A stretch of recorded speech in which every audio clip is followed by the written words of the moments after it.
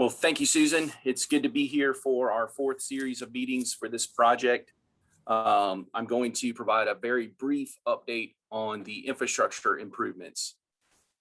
The primary elements of the city's multi-purpose project include retrofit and enhancements to the stormwater management system, reconstruction and improvements to area roadways, intersections, and sidewalks, and utility upgrades. While these infrastructure upgrades are being designed and coordinated with Blueprint's Park project, the upgrades are a separate city initiative. Phase one of the infrastructure upgrades included modifications to the previously privately owned stormwater ponds in this area to facilitate improvements to Maclay Commerce Drive, relocation, upgrades, and aesthetic improvements of the electrical transmission line, and to create space for the park project. Phase one was completed in 2017. Phase two, construction of the West Stormwater facility, began in mid-March and is expected to take approximately 10 months to construct. When complete, the West facility will include a 4-acre wet pond, wetland and upland plantings, and several innovative best management practices that will treat runoff before it enters the stormwater pond, where additional water quality treatment will take place. The western site also incorporates preservation of a large forested natural area to the north of the stormwater facility. This photograph is of the northern end of the West Pond, where the contractor is excavating to construct footers for the large retaining wall. And here's a photograph of concrete recently being placed for some of those footers. In addition to this series of public engagement meetings, we have met with several residents and groups from Hawks Nest, Bob and Trace, and Maclay Hammock, to name a few, as well as business owners along Maclay Commerce Drive and Maclay Boulevard. You may have received one or more letters that were mailed to property owners, residents, and businesses prior to construction of phase two. Project signs like this one have been posted near the job site. These signs contain project and contact information, and we encourage you to contact us if you have questions or would like to bring an item of concern to our attention. Please contact our inspector, Aaron White, or as always, you can reach out to me. We're on schedule to begin design of the roadway improvements and the East Pond this summer, with construction anticipated to start in the fall of next year. And with that, I'll hand it off to Hargraves Jones Associates for the park presentation.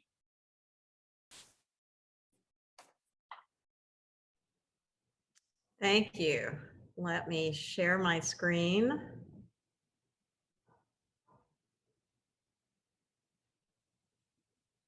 And I'll make this full screen. Okay, are you guys seeing my screen? All right. Yes. All right, so it's nice to be back again. We'll start with a little bit of a recap for those of you who maybe weren't involved previously. This is the site. So I think you got that from Jason's presentation just now. So you see the context and you see where we are.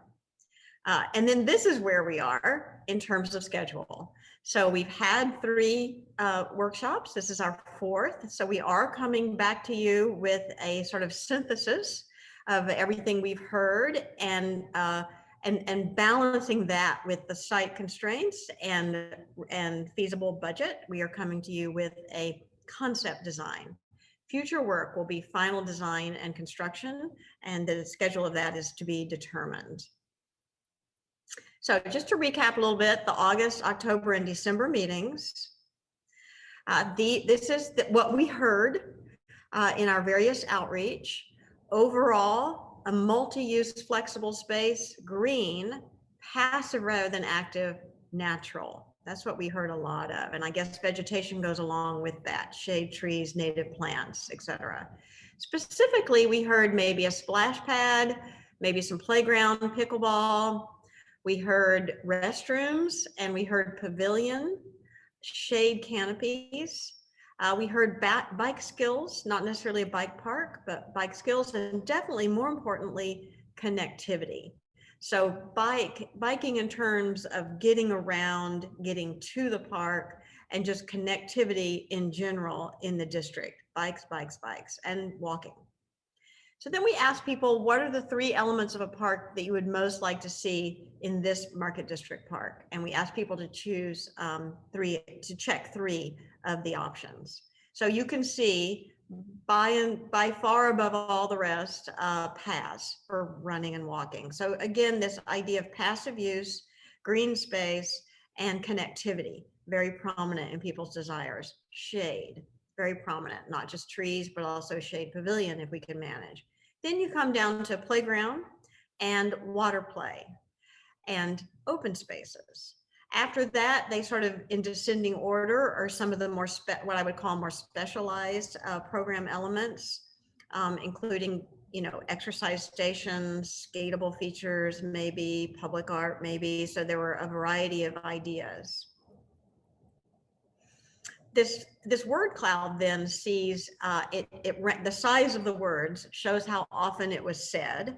And this question was, what are the 3 elements of a park you would like to see at Market District Park? So again, the multi-use path, pollinator garden, farmer's market space, native gardens, shade trees, pickleball, mountain biking, etc. And then what one word or phrase best describes what the Market District Park should be or feel like? So this is more like, what do you want it to feel like when you're there? What kind of place do you want in your community? And you can see community above and beyond everything else was most often said, and family friendly, inviting, safe, relaxing, welcoming, natural, fun, peaceful, inclusive, beautiful, shade, etc. Neighborhood. And then you can see in some of the smaller ones, vibrant, serene, etc. So last time we showed you these approaches, and it's very important to note that the main thing we're doing here is creating a landscape that will be a legacy for generations to come.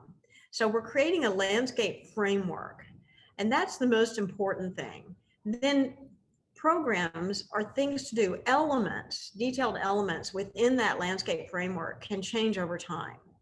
But the landscape framework is what really makes a park that's a legacy out of this effort. Now, that landscape can take on a variety of characters. And we talked about one as being what we called informal, or if you will, more pastoral. With program, things to do, places, more cut out within an informal, meandering kind of arrangement. More formal, more, if you will, almost more horticultural display. So more straight lines, if you will, or what we call blended, which would be more ecological, more of a gradient across the site from nature to built. We heard back from you, and we heard a lot of people liked informal, seemed comfortable, flexible, not too structured, promotes walking and circulating. Some people thought maybe the spaces were too spread out. Formal, some people liked that it was sort of, clear, distinct areas of uses, but a lot of people thought it seemed too rigid, too similar to Maclay Gardens, maybe too linear, and maybe too expensive. Then a lot of people really liked blended, the kind of idea of a nature immersive experience and more natural green spaces. We didn't really hear any cons to blended. So that left us working on a hybrid approach between informal or pastoral and blended or ecological, looking at ways to bring the best of those 2 approaches together into one. So here we are now to show you our current thinking that came out of that synthesis. So this diagram is really the way we found ourselves approaching the physical not constraints, but attributes of the site. Woodland more toward the north, and urban or promenade more toward the south. It working really off of the existing neighborhood adjacencies. So residential to the north, for the most part, except of course at the intersection where Sage Restaurant is, etc. But then on the south side, a much more urban edge, businesses on the other side of the street, a more active edge. So don't take these green dots as literally trees, but take this green dot as an indication of more landscape focused versus less landscape focused from north to south. And at the south edge, more active, more urban, and going as you go north, less active and urban. So this is the concept design in total. So the west, I'll move left to right, the west stormwater pond, as was just presented by Jason, underway. Very exciting to see. We hadn't seen that photograph. Kurt was texting me like, wow, it's happening. So the west stormwater pond with a path around it and planting around it. A connection then to a landscape that we're calling woodland, and then the promenade, as I just described, and then the east stormwater pond. So those are the basic sort of zones, if you will. Now note that the west stormwater, as we just saw, is being done by the city, and the east stormwater, as we just heard, will be done by the city. So we will, while we have been part of what has happened on the west stormwater and will be a part of guiding how the east stormwater is done, they will proceed as projects by the city. So given that, we'll focus now on the Central Park. The major landscape zones, and remember, the landscape zones are what we're putting in place to last generations, tens of years, if not 100 years. We have the preserve, and the preserve means we're mostly saving, we're not touching the landscape there very much. We are adding some trees, we are filling in some gaps where there's been sort of degradation of the landscape, but we're really creating a kind of nature preserve. Then you see the area within the mitten, I will say, that which we call the nature glade. So the nature glade is more of a meadow kind of landscape. It's a meadow landscape that you move through, and it has some trees and some shade, but a lot of more, lower landscape, more meadow-like. Mosswood is what we're naming the landscape that is on the north side, which is really a buffer landscape, a very green, lush, robust landscape. Clearly, you can see the central lawn is the multi-use, multi-purpose lawn to be, this would be an irrigated lawn. These other landscapes would not be irrigated. They would be more natural. This would be an irrigated lawn, one for heavy use, meaning, whatever you want to do there. If it's run and play, throw a ball, throw a frisbee, or if there wants to be a community gathering of some sort, you could do that on the lawn. Then continuing to move east, you see the plaza, and the plaza connects to the parking that is reconfigured to support the park and Sage Restaurant. And the plaza would have some trees for shade. It would also have a shade structure, which you see outlined here in white. And then the other landscape type is Maclay planting. And this is planting along Maclay Boulevard, planting that's not highly ornamental, but a little more polished than what's in the nature glade. So grasses, shrubs that will flower, things that aren't really high maintenance, but things that would be beautiful and would set up a kind of landscape edge to Maclay Boulevard. And then, of course, along the south edge, the promenade.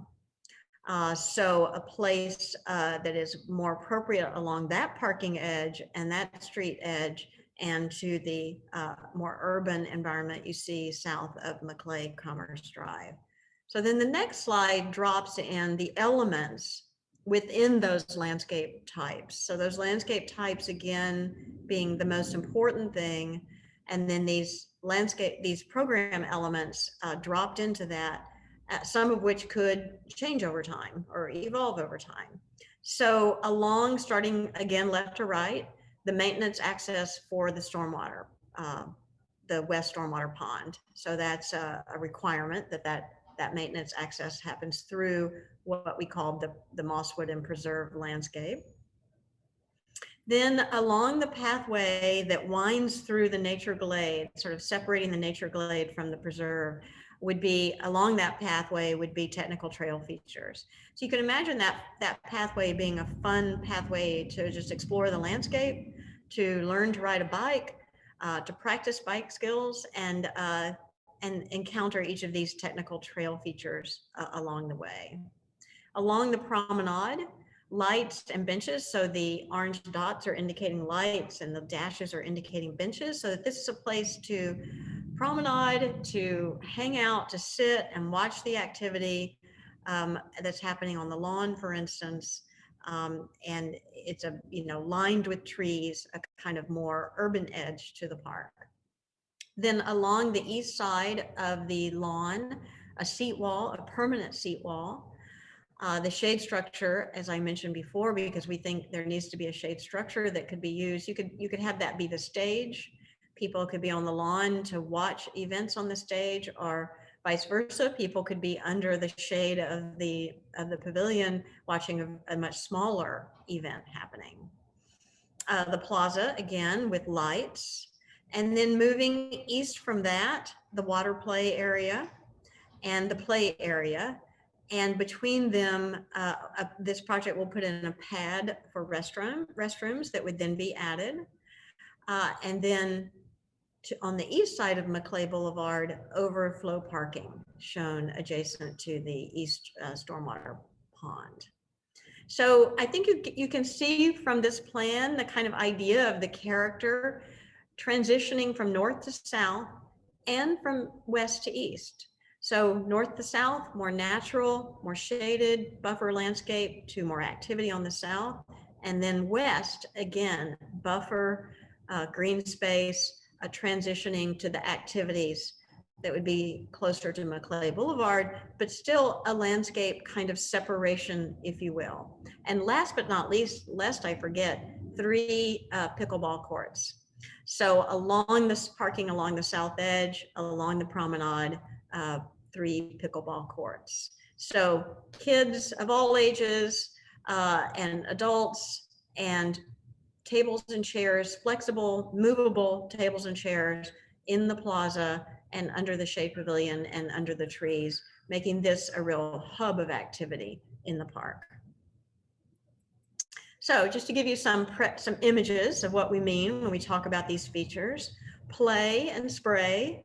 Think about play as possibly being a kind of more nature play, as you see here with the logs. These, of course, are actual play features.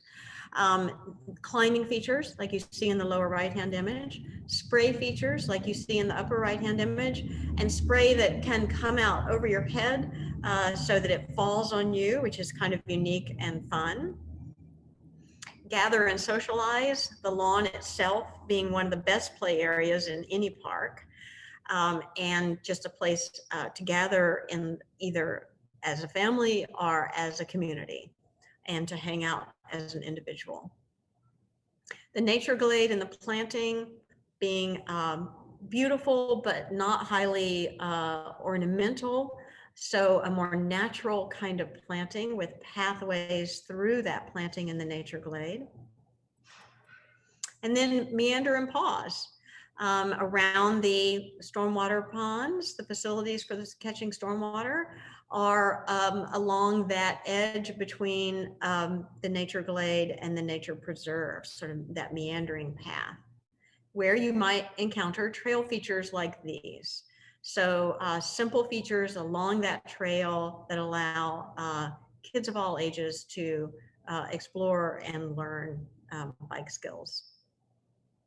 So these are not by any means, this is not yet a final design. It's not yet a park design. There would be much detail yet to work out in future phases, and more illustrative drawings to come in future phases.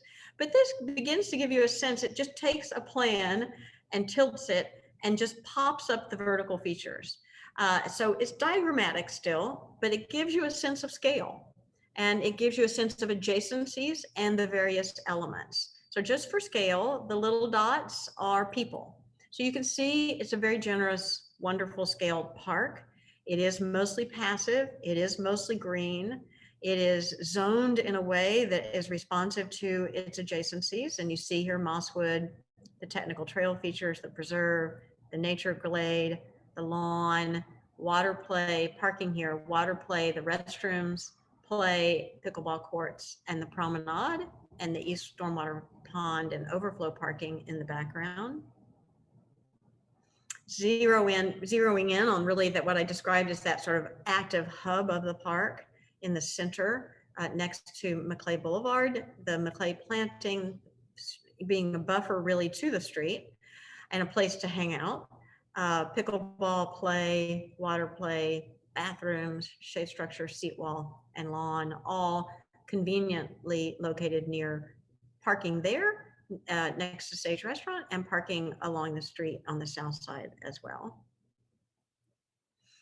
And then from the east, so looking across the East Stormwater Pond and the constructed wetland, and seeing the path that will be able to go around those and connect across to the central park, the overflow parking, and then the streetscape edge that sort of connects to the larger promenade that we'll be putting in place in the central park. So a streetscape edge that connects to the promenade in the central park. And you get a sense of how there's trees and shade more along the east and north and west, and then more open lawn toward the south until you get to the promenade, which is very more formal, tree lined.